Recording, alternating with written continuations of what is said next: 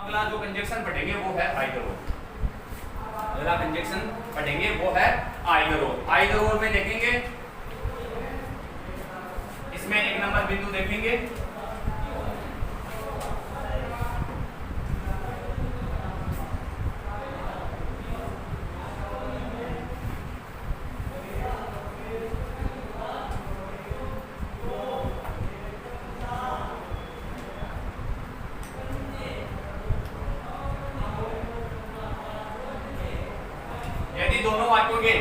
यदि दोनों वाक्यों के सब्जेक्ट समान हो तब हमें किस प्रकार से करना है।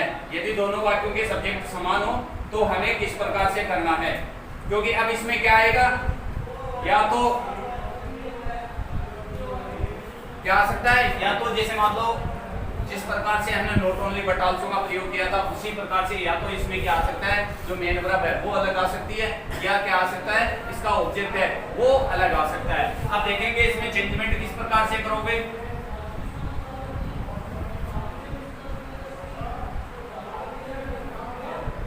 सर्वप्रथम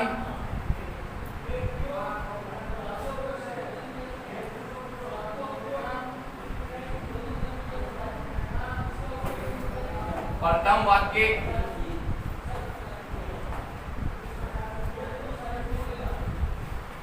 के सब्जेक्ट को लिखा जाता है।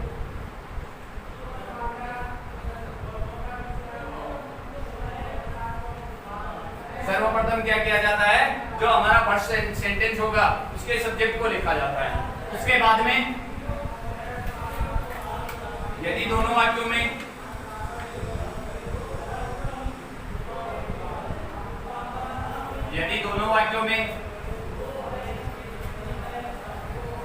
वर्ब समान है तो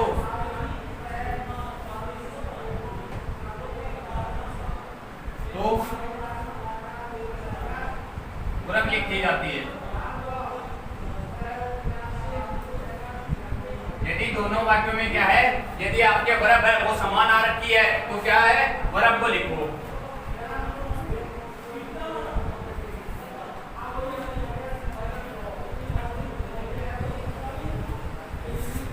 यदि ऑब्जेक्ट असमान है तो, यदि ऑब्जेक्ट असमान है तो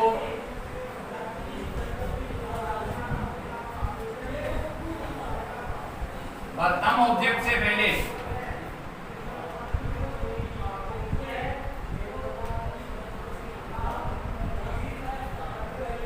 आइदर तथा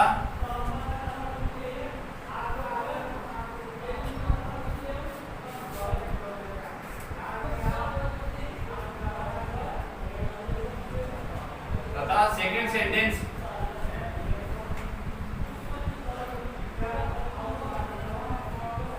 के ऑब्जेक्ट से पहले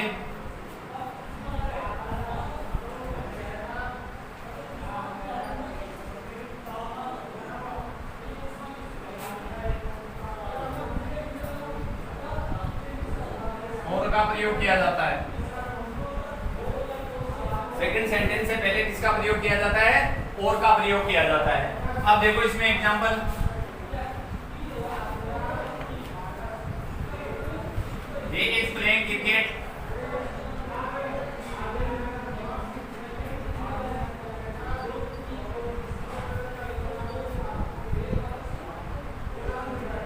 he is playing hockey। अब ये आया, इसको आइदर और नाइदर से हमें कनेक्ट करना है। तो इसमें जितनी भी चीजें समान है, पहले तो सब्जेक्ट समान है तो हमें सब्जेक्ट लिखना है, उसके बाद में वर्ब समान है तो वर्ब लिखनी है। उसके बाद में एक ऑब्जेक्ट जो भिन्न यदि ऑब्जेक्ट है तो एक से पहले आइदर का प्रयोग करो,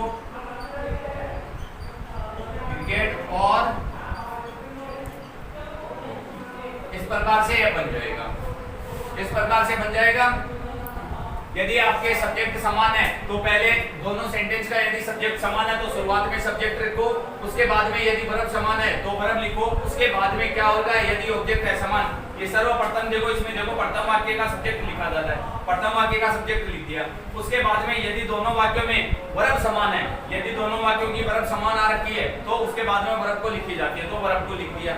उसके बाद में यदि ऑब्जेक्ट असमान है तो हमें प्रथम ऑब्जेक्ट है, पहले वाक्य का जो ऑब्जेक्ट है उससे पहले आइदर का प्रयोग करना है, और दूसरा वाक्य का जो ऑब्जेक्ट है उससे पहले किसका प्रयोग करना है, और का प्रयोग करना है। अर्थात ये भी बोल सकते हैं कि प्रथम वाक्य का जो ऑब्जेक्ट होगा उससे पहले आइदर का प्रयोग किया जाता है, उसके बाद में और का प्रयोग किया जाता है, अंत में क्या लिख दिया जाता है, जो सेकंड वाक्य का जो ऑब्जेक्ट है उसको लिख दिया जाता है। इस प्रकार से ये बनता है। अगला सेंटेंस देखो,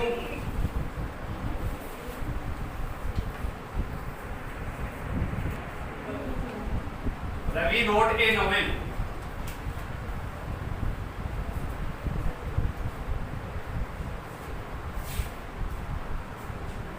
रवि रोट ए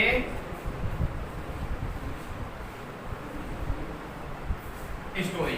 हमारा ये एग्जाम्पल है, Ravi wrote a novel, Ravi wrote a story, Ravi wrote a novel, Ravi wrote a story. अब इसमें क्या करना है, देखो वही बात कि इसमें सब्जेक्ट क्या आए हुए हैं, समान आए हुए। तो पहला काम यही करो, यदि सब्जेक्ट समान है तो सब्जेक्ट को शुरुआत में रखो रवि, उसके बाद में हम जाएंगे वर्ब पे। यदि वर्ब हमारी समान आ रखी है तो वर्ब को लिखो। अब दोनों डिफरेंट क्या है, ए नोवेल और ए स्टोरी, ये क्या रखे हैं, डिफरेंट आ रखे हैं, मतलब इसके ऑब्जेक्ट क्या रखे हैं, डिफरेंट आ रखे हैं। तो एक ऑब्जेक्ट से पहले किसका प्रयोग करो, आइदर का प्रयोग करो, आइदर ए नोवेल और ए स्टोरी। अर्थात हम इसमें यह भी बोल सकते हैं, जो हेडिंग लगाया था कि यदि वाक्यों के दोनों वाक्यों के सब्जेक्ट समान हो, अर्थात ये भी कर सकते हैं उसमें ऑब्जेक्ट या वर्ब दोनों में भिन्न भिन्न हो, तब हम इस प्रकार से बनाएंगे। आगे देखो,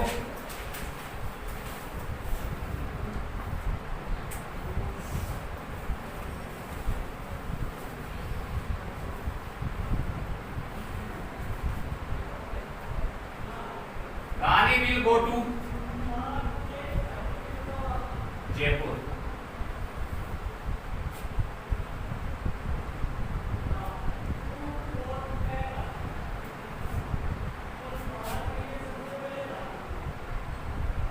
हमारे एग्जाम्पल आ रखा है, रानी विल गो टू जयपुर और रानी विल गो टू सीकर। अब एक बात ध्यान में रखना, ये एग्जाम्पल है आपके एग्जाम में, यहाँ पे रानी नाम ना आके ये इस प्रकार से भी आ सकता है, वो क्या होगा, यहाँ पे सी भी आ सकता है। तो ये हम मान लेंगे कि दोनों समान है। क्यों मान लेंगे, क्योंकि देखो रानी का प्रतिनिधित्व करने के लिए अगला जो सेंटेंस होगा उसमें उसके लिए कोई ना कोई प्रोनाउन आएगा, तो ये सी प्रोनाउन किसके लिए आया हुआ है, रानी के लिए है। तो इसका मतलब हम क्या मानेंगे, सब्जेक्ट क्या है, समान है। तो यहाँ पे आ जाएगा रानी विल गो, इतना ये समान है। उसके बाद में टू जयपुर टू सीकर ये अलग अलग है, तो क्या हो जाएगा, आइदर टू जयपुर और टू सीकर। इस प्रकार से यदि हमारा जो सेंटेंस आ रखे हैं उसमें क्या है, सब्जेक्ट है, दोनों के समान है, अर्थात ये बोल सकते हैं इसकी मेन वर्ब है, अर्थात इसके जो ऑब्जेक्ट है उसमें यदि भिन्नता है या दोनों अलग अलग हैं, तब हमें इससे पैटर्न के आधार पे बनाने पड़ेंगे। शुरुआत में क्या लिखना पड़ेगा आपको, सेंटेंस, यदि दोनों सेंटेंसों का सब्जेक्ट समान है तो उस सेंटेंस के सब्जेक्ट को सेंटेंस के शुरुआत में रखो। उसके बाद में यदि उनकी मेन वर्ब समान है तो उसकी जो हेल्पिंग वर्ब और मेन वर्ब समान आ रखी है तो दोनों की वो समान वैसे की वैसे रख दो। उसके बाद में यदि इनके ऑब्जेक्ट में भिन्नता है या ऑब्जेक्ट अलग अलग है तो एक प्रथम जो सेंटेंस का जो ऑब्जेक्ट है उससे पहले आपको क्या करना है, आइदर का प्रयोग करना है, उसके बाद में और का प्रयोग करके सेकंड जो सेंटेंस है उसके ऑब्जेक्ट को रख देना है। इस प्रकार से ये आपका सेंटेंस क्या हो जाएगा, कंप्लीट हो जाएगा। आगे देखो, इसमें बी पॉइंट है, इसमें क्या है, बी पॉइंट। बी पॉइंट कौन सा है, पहला देखा था हमें, इसमें क्या है, सब्जेक्ट है वो समान है यदि दोनों वाक्यों के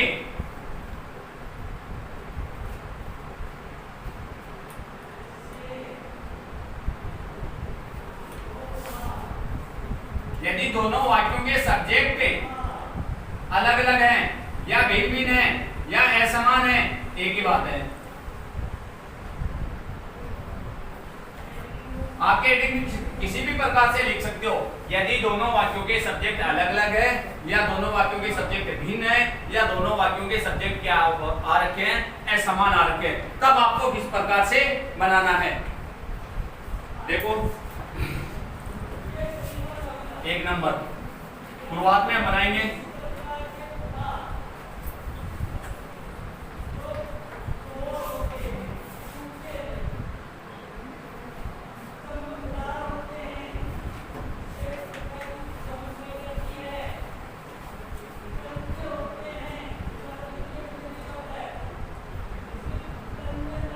सर्वप्रथम क्या करना है, आइदर का प्रयोग करना है। सेंटेंस के शुरुआत में आइदर का प्रयोग करना है।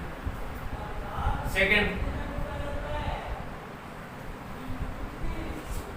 2 नंबर पे क्या आएगा, उसके बाद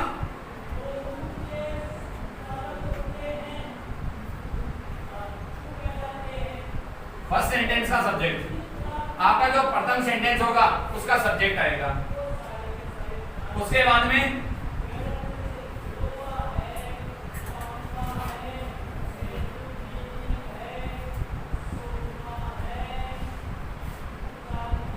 उसके बाद और का प्रयोग,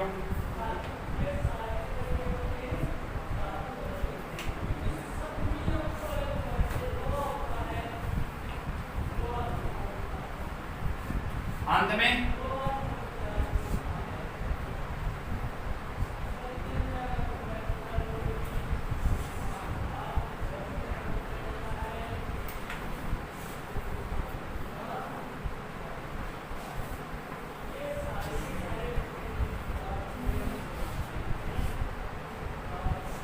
अंत में क्या करना होगा, सेकंड जो सेंटेंस है उसको जो का त्यों रख देना है। क्या करना है, सेकंड जो सेंटेंस है जो का त्यों रख देना है। इसमें मैंने कुछ चीजें थोड़ी अलग की है कि जैसे मतलब आपको कोई प्रॉब्लम नहीं हो, यदि हम इसको जैसे पूरे नियम लिखेंगे वो इस प्रकार से होंगे। सर्वप्रथम यदि तो सब्जेक्ट यदि भिन्न भिन्न आ रखे हैं तो आपको किस प्रकार कि सर्वप्रथम आइदर का प्रयोग करना है, उसके बाद में फर्स्ट सेंटेंस का सब्जेक्ट आएगा, उसके बाद में और का प्रयोग आएगा, उसके बाद में सेकंड सेंटेंस का सब्जेक्ट आएगा, उसके बाद में जो हेल्पिंग वर्ब है वो मेन वर्ब आएगी। वो क्या आएगी, और के बाद में आने वाला जो सब्जेक्ट होगा, और के बाद में आने वाला सब्जेक्ट होगा, उसी के अकॉर्डिंग हेल्पिंग वर्ब और मेन वर्ब प्रयुक्त की जाती है।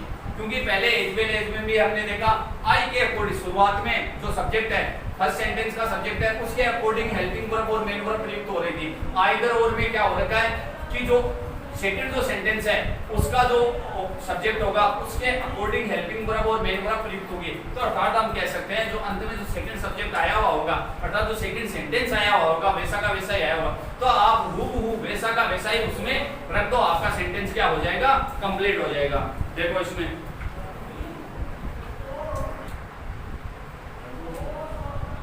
Ram place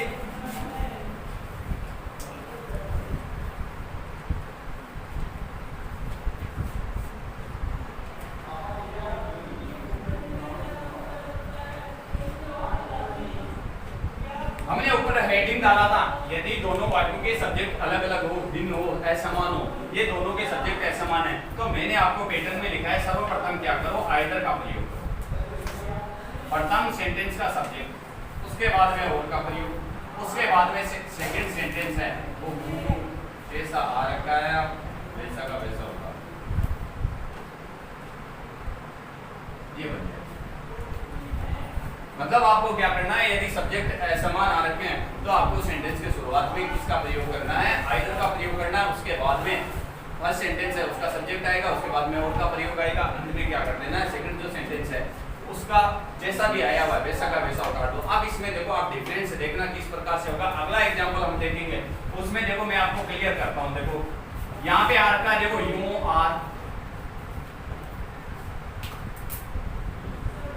you are singing, आगे मैं लिख रहा हूं I am singing.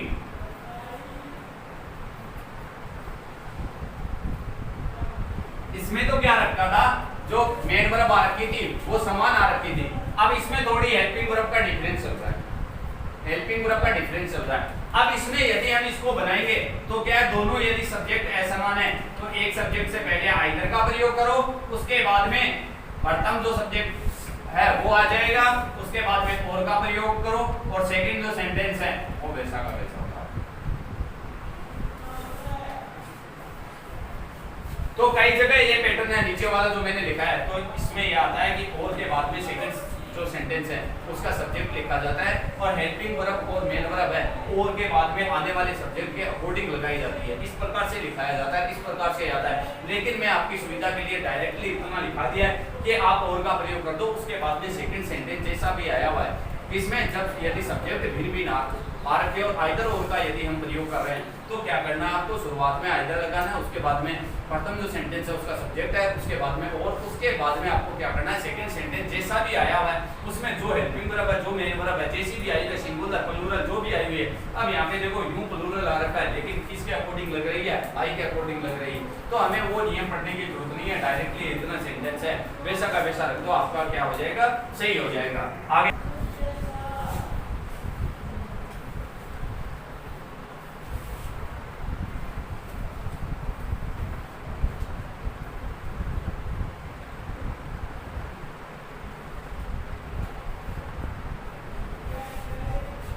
My father has gone to Kota। आगे मैं लिख रहा हूं my brothers have gone to Kota।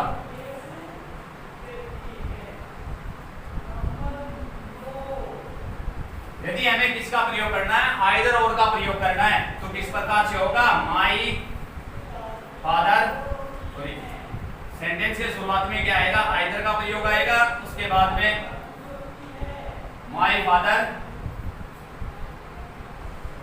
और माय ब्रदर, यहां ब्रदर्स है प्लूरल में, तो ये आगे हमें ध्यान देने की जैसा भी सेंटेंस आया हुआ है हैव गॉन टू,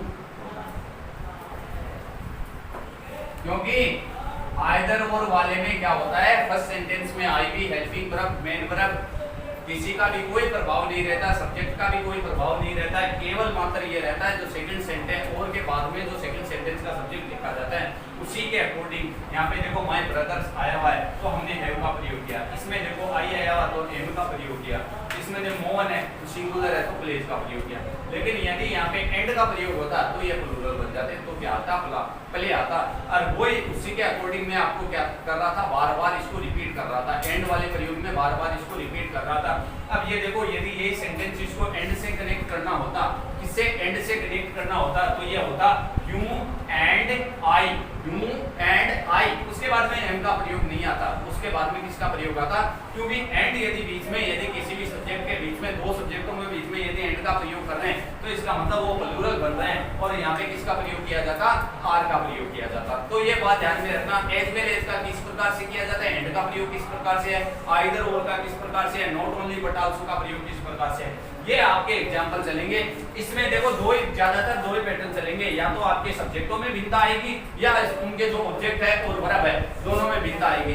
तो एक पैटर्न तो रहता है सब्जेक्ट समान है तो उसमें ऑब्जेक्ट की वर्ब भिन्न आएगी, तब हमें किस प्रकार से बनाना है, और यदि दोनों के सब्जेक्ट अलग अलग है, भिन्न है, असमान है, तो हमें किस प्रकार से बनाना है। दो ही पैटर्न चलते हैं, लगभग जितने भी आपके कंजक्शन चलेंगे ये दो एक चलेंगे, तो उन्हीं में इसी प्रकार से बनाया जाता है। चाहे नॉट ओनली बट आल्सो का ले लें, चाहे बोथ एंड का प्रयोग ले लें, चाहे ये एंड का प्रयोग ले लें, चाहे ये हमारे आइदर और का प्रयोग है, नाइदर और का आगे हम पढ़ेंगे, तो सभी में क्या है, समानता चलती जाती है। आगे देखो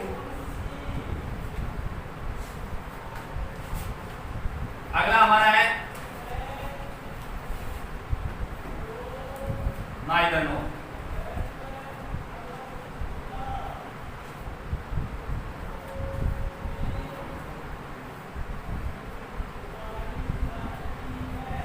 पहला लिखते हैं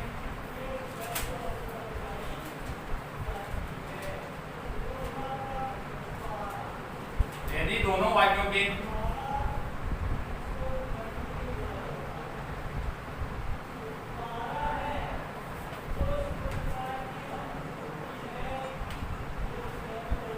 पहला हमारा बिंदु होगा वो ये होगा कि यदि हमारे दोनों वाक्य आ रखे हैं, दो सेंटेंस आ रखे हैं, उनके सब्जेक्ट यदि समान आ रखे हैं तो किस प्रकार से बनाया जाता है।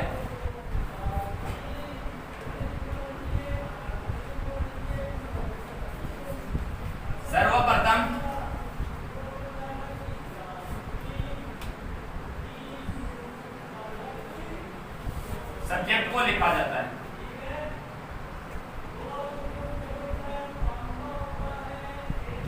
एक नंबर, क्योंकि ऊपर हेडिंग डाल दिया कि सब्जेक्ट क्या है, दोनों वाक्यों के समान है। समान का मतलब दोनों एक ही आए हैं, तो इसका मतलब मैंने डायरेक्टली यहाँ पे पॉइंट बना दिया। सर्वप्रथम हम क्या करेंगे, सब्जेक्ट को लिख देंगे। उसमें यह बताने की जरूरत नहीं है प्रथम सेंटेंस का लिखेंगे या सेकंड सेंटेंस का, क्यों ऊपर हेडिंग ये लगाया हुआ कि दोनों आए हुए समान होंगे, तो इसका मतलब अलग अलग है नहीं, तो ये लिखने की जरूरत नहीं है कि फर्स्ट सेंटेंस का सब्जेक्ट लिखेंगे, सेकंड सेंटेंस का लिखेंगे, तो शुरुआत में यही आ जाएगा सब्जेक्ट लिख देंगे, क्यों सब्जेक्ट दोनों में समान होगा। उसके बाद में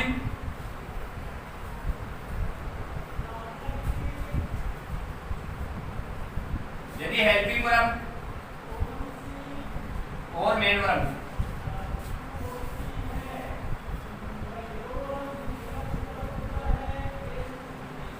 समान है तो उनका प्रयोग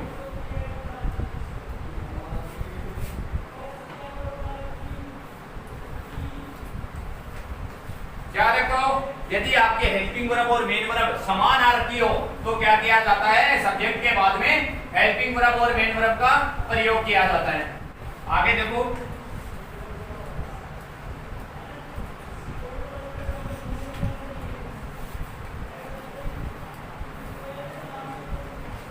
यदि ऑब्जेक्ट असमान है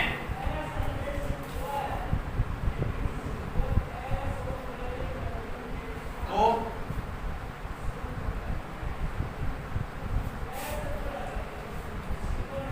प्रथम सेंटेंस के ऑब्जेक्ट से पहले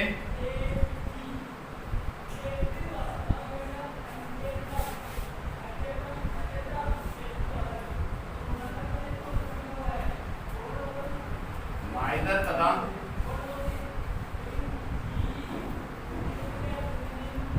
उसके बाद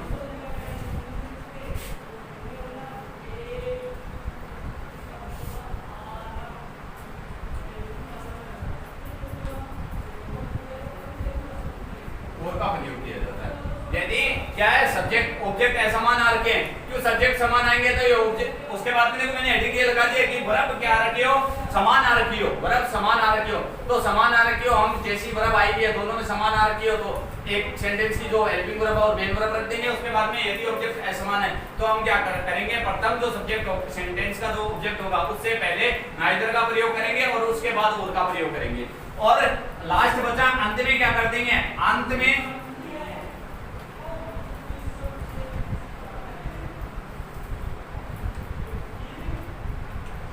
सेकंड सेंटेंस के ऑब्जेक्ट का प्रयोग किया जाता है।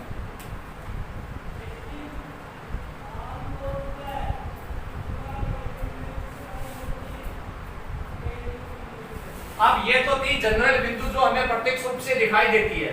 अब इसके अलावा नाइदर नोट थोड़ा डिफिकल्ट होता है हमारे लिए, और वो देखना क्यों होता है डिफिकल्ट, आगे बिंदु है वो बहुत ज्यादा महत्वपूर्ण है आपके लिए, क्योंकि यदि आप उसमें थोड़ा चेंजमेंट नहीं किया तो इसका मतलब आपका सेंटेंस पूरा आते हुए गलत हो जाएगा। क्यों हो जाएगा, देखो यदि सेंटेंस नेगेटिव है,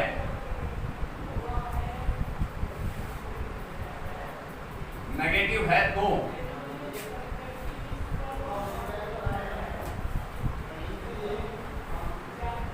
नाइदर नोर का प्रयोग करते समय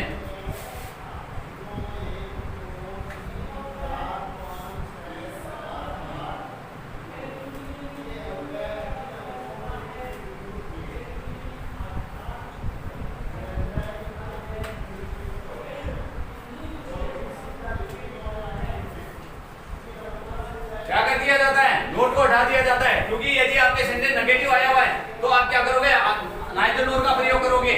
उस सेंटेंस में यदि आप कंजक्शन नाइदर नोर का प्रयोग कर रहे हैं तो आपको क्या कर देना है, नोट को हटा देना है बिल्कुल। यदि आपने नोट को हुबहू वैसा का वैसा रख लिया, नाइदर नोर का भी प्रयोग कर दिया, तो इसका मतलब एक सेंटेंस में एक ही चीज को निरूपित करने के लिए दो शब्दों का प्रयोग हम नहीं कर सकते। जिस प्रकार से हमने नरेशन में सीखा था कि यदि प्लीज और काइंडली को हटा रहे हैं तो हम किसके रिक्वेस्टेड का प्रयोग कर रहे हैं, यदि रिक्वेस्टेड का प्रयोग कर दिया उसके बाद में भी यदि हम प्लीज और काइंडली लगा रहे हैं तो इसका मतलब हमारा सेंटेंस गलत है। क्यों गलत है, क्योंकि हमें एक ही भाव को निरूपित करने के लिए दो शब्दों का यूज करते हैं, रिक्वेस्टेड का कर दिया और प्लीज का कर दिया। तो नाइदर नोर जो वर्ड होते हैं वो अपने आप में क्या होते हैं, नेगेटिव वर्ड होते हैं, अपने आप में नेगेटिव वर्ड होते हैं। हमारे सेंटेंस में नोट आया हुआ है तो हमें उसको हटा देना है। अब एक बात ये सबसे जरूरी बात है, ये देखना, क्योंकि इसमें बहुत ज्यादा स्टूडेंट है वो गलती कर बैठते हैं। यदि डू नॉट, डज नॉट या डिड नॉट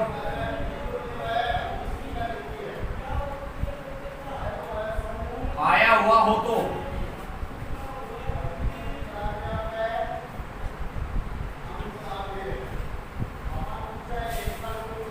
नाइदर नोर का प्रयोग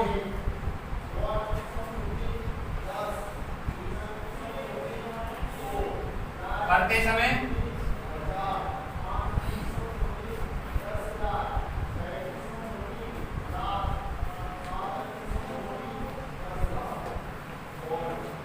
नोट को हटाया जाता है।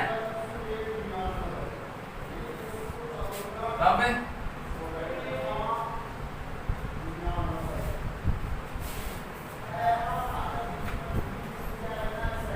उस सेंटेंस में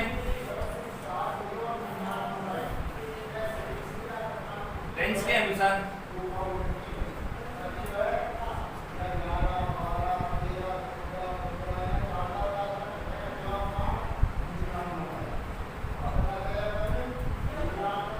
ये सबसे जरूरी बिंदु है, इसमें सबसे ज्यादा जरूरी बिंदु है। इसमें आप हर स्टूडेंट है वो क्या करेगा, गलती कर बैठेगा। किस प्रकार से, अब देखो इसमें क्या है, यदि do not, does not, did not, इनमें डिफिकल्टी होगी और किसी में डिफिकल्टी नहीं होगी। इसमें डिफिकल्टी आएगी वो वर्ड लिख के। यहाँ पे यदि आपके दो सेंटेंस आ रखे हैं, जैसे Ram did not play football, Shyam did not, sorry subject समान है तो Ram did not play hockey, subject समान वालों में बता रहा। अब उसमें क्या करोगे, नाइदर नोट का प्रयोग करोगे तो नोट हटाना पड़ेगा। क्या करोगे, नोट हटाना पड़ेगा। नोट जो ही हटाएंगे तो एग्जाम्पल कौन से टेंस का होगा, एग्जाम्पल होगा प्रेजेंट पास्ट सिंपल का। तो पास्ट सिंपल का नोट हटाएंगे तो इसका मतलब उसको क्या बनाएंगे, अफर्मेटिव बनाएंगे, नेगेटिव में नहीं रहेंगे। नोट हटाते नेगेटिव में नहीं, तो वहां पे फर्स्ट फॉर्म आ रखी है वो किसमें चेंज हो जाएगी, सेकंड फॉर्म में चेंज हो जाएगी। ये अपवाद रहता है, उस टाइम में आप इतना ध्यान में रखना कि ये गलती कर बैठोगे तो इसका मतलब बहुत बड़ा नुकसान हो जाएगा आपको। आगे देखो, अब एग्जाम्पल देखते हैं। एग्जाम्पल देखना एक minute. She is reading a novel, she is reading a novel. अब इसी में आइदर और नाइदर नोर है, इसमें भी वो और वाली बात ध्यान में, और वाले नाइदर नोर आइदर और दोनों समान होते हैं। इसके और के बाद वाला जो सेंटेंस होगा या और के बाद में जिस सब्जेक्ट जो सेकंड सेंटेंस है उसके सब्जेक्ट का प्रयोग करते हैं, उसके बाद में उसी के अकॉर्डिंग क्या की जाएगी, हेल्पिंग वर्ब और मेन वर्ब प्रयुक्त की जाएगी।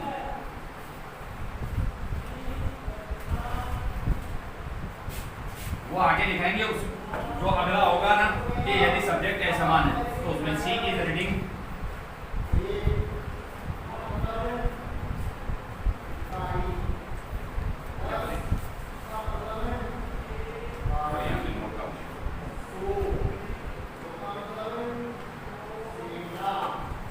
not reading a play, she is not reading a novel, she is not reading a play। अब इसमें बनाएंगे तो सब्जेक्ट क्या रखा है, समान रखा है। प्रयोग किसका करना है, नाइदर नोर का प्रयोग करना है तो इसका प्रयोग किया। उसके बाद में नाइदर नोर का प्रयोग करेंगे तो नोर को क्या करेंगे, हटाएंगे, क्योंकि एक ही शब्द को निरूपित करने के लिए या एक भाव को प्रकट करने के लिए दो शब्दों का यूज करने की जरूरत नहीं पड़नी चाहिए। तो यहाँ पे उसके बाद में रीडिंग, ये इतना समान था। उसके बाद में एक से पहले नाइदर का प्रयोग कर दूं, नाइदर ए नोवेल, इस प्रकार से।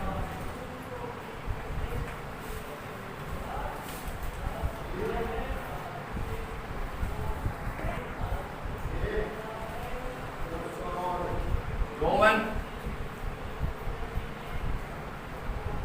कर दे नोट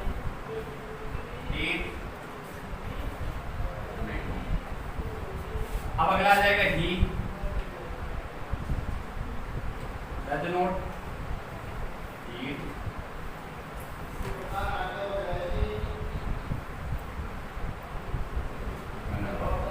ये आया। अब देखो रोमन के लिए ही का प्रयोग आया, रोहन के लिए ये बात मैं बता चुका हूँ कि एक सेंटेंस में यदि कोई नाउन आ रखी है तो दूसरे सेंटेंस में उसके लिए क्या आ सकती है, कोई ना कोई प्रोनाउन आ सकता है। यदि हम इस सेंटेंस को करेंगे तो क्या होगा, रोहन।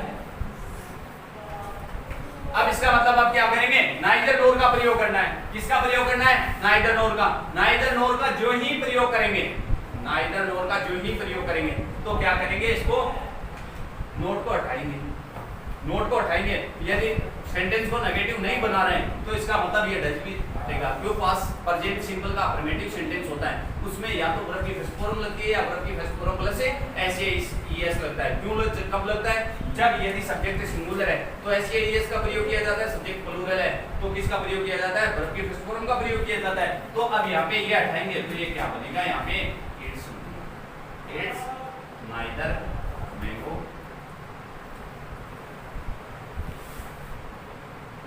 नॉर,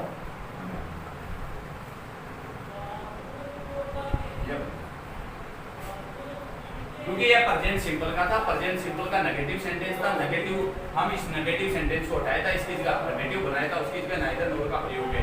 नाइदर नोर का जो ही प्रयोग किया, सेंटेंस को अफर्मेटिव बनाएंगे। प्रेजेंट सिंपल का अफर्मेटिव सेंटेंस होता है, उसमें हेल्पिंग वर्ब का प्रयोग नहीं किया जाता, उसमें केवल वर्ब की फर्स्ट फॉर्म या वर्ब की first form plus S A S का प्रयोग किया जाता है। वर्ब की फर्स्ट फॉर्म यदि सब्जेक्ट प्लूरल है तो वर्ब की फर्स्ट फॉर्म का प्रयोग करेंगे, सब्जेक्ट सिंगुलर है तो वर्ब की first form plus S A S का प्रयोग करेंगे। तो रोहन है वो सिंगुलर है तो उसके साथ में इट्स का प्रयोग किया। आगे देखो दूसरा sentence,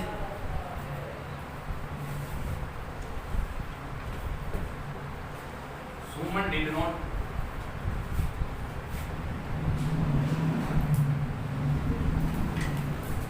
teach Hindi, she did not teach English। ये आया हुआ है। अब इसमें देखो ये किस प्रकार से बनेगा, सुमन नाइदर नोर का प्रयोग कर रहे हैं, इसका मतलब ये did not, did plus verb के फर्स्ट फॉर्म, पास्ट सिंपल आ रखा, पास्ट सिंपल का नेगेटिव सेंटेंस है, ये पास्ट सिंपल का नेगेटिव है तो इसको क्या बनाएंगे, पास्ट सिंपल का अफर्मेटिव सेंटेंस बनाएंगे। जो एक पास्ट सिंपल का अफर्मेटिव सेंटेंस नाम आते आपके दिमाग में ये आना चाहिए, पास्ट सिंपल का जो अफर्मेटिव सेंटेंस होगा उसमें हेल्पिंग वर्ब का प्रयोग नहीं किया जाता है और वर्ब की सेकंड फॉर्म का प्रयोग किया जाता है। तो वर्ब की सेकंड फॉर्म आ जाएगी सुमन डॉट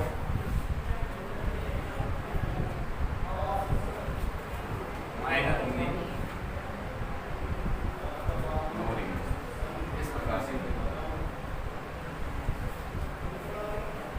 क्या किया जाता है कि यदि आपके इसमें पास्ट सिंपल आ रखा है तो ये पास्ट सिंपल का नेगेटिव सेंटेंस है, नेगेटिव को हम क्या बनाएंगे, अफर्मेटिव बनाएंगे। नाइदर नोर का प्रयोग करेंगे तभी, नाइदर नोर का प्रयोग करेंगे तभी बनाएंगे इसको क्या, अफर्मेटिव।